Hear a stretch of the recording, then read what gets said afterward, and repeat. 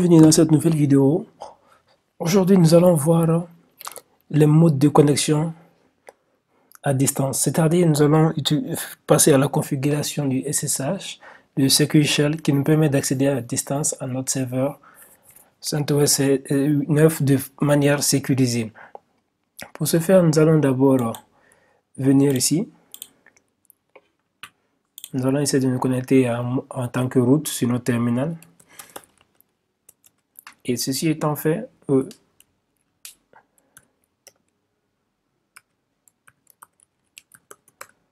voilà, ceci étant fait, nous allons vérifier si nous avons une connexion Internet. Ce qu'il faut prendre en compte par défaut, les paquets sont déjà installés. Par défaut sur CentOS 9. Les paquets SSH sont déjà installés par défaut. Si nous voulons vérifier cela, on peut faire rpm-qa pipe et là on fait grep SSH. Cela nous permet de voir les paquets déjà installés. Et là on va voir que OpenSSH Server déjà installé ici. Donc pour ce faire, nous allons maintenant venir là au niveau de notre fichier de configuration en faisant vim /etc ssh et ensuite ssh, et là on va prendre le ssh underscore config. Et là maintenant, ici nous allons maintenant venir là au niveau de cette ligne.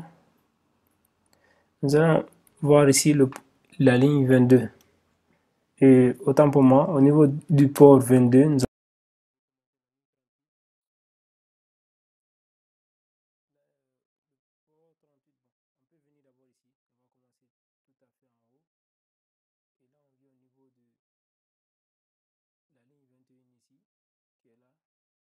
on voit qu'il y a un petit changement. Normalement, peut-être c'est dû aux mises à jour.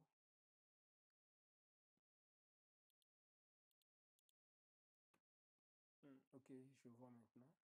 Ici, on était dans SSH Togo, donc on va sortir, on doit mettre ici SSH D. Voilà. Et là, on a la ligne 21 qui est là, on décommente. Après la ligne 21, on va descendre au niveau de cette ligne ici, la ligne 40, pour dire qu'on veut autoriser le route. Et après cela, nous allons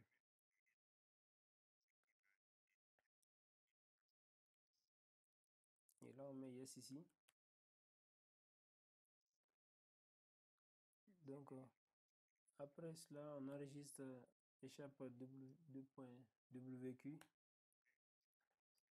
et là on relance systemctl restart ssh d et on l'active au démarrage.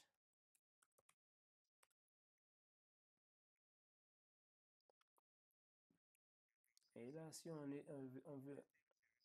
peut faire statut.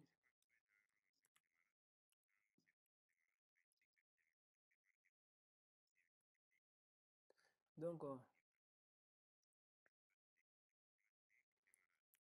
après ceci étant fait, on peut maintenant demander par exemple à notre serveur, on peut prendre notre machine physique directement, on vient dans les paramètres, connexion ici, voilà là, on peut mettre ça en NAT.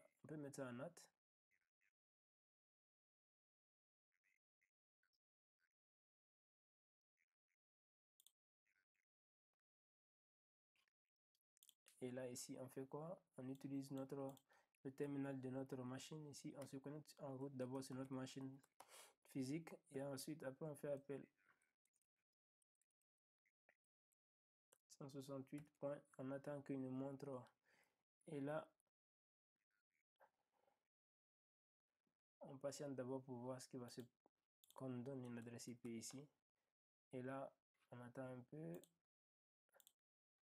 on prend le profil 1 et là il nous a donné une adresse IP. On va maintenant venir là, on va saisir 4 etc password pour voir notre utilisateur, c'est Kipling, donc c'est bon. ifconfig, on prend cette adresse IP, on copie, on vient ici, on la met là. Et là, on me demande d'enregistrer l'empreinte de connexion. Et là, on fait yes. Et après, on demande le mot de passe. On est bon, on est connecté. Ensuite, on peut maintenant se connecter en mode route en faisant un mot de passe. Voilà. Et là, on a accès à notre serveur à distance. Donc, c'était ça. Puisque on peut aussi avec une machine cliente. Mais bon, comme c'est la même méthode, donc je pense que c'était ça. Donc, je pense que vous pouvez vous entraîner à l'essayer avec, vous pouvez essayer de vous connecter aussi avec un client Windows. Euh, on se retrouvera dans une, dans une prochaine vidéo pour plus d'astuces. Mais bien avant ça aussi, on peut vous demander aussi de faire des connexions avec euh, la fonction FTP ou STP qui permet d'équiper des fichiers de configuration dans votre machine. Donc, on se retrouvera dans une prochaine vidéo pour vous montrer comment configurer aussi le cas aussi des partages de fichiers et les accès, la distribution d'adresse IP avec le mode DHCP. À très bientôt.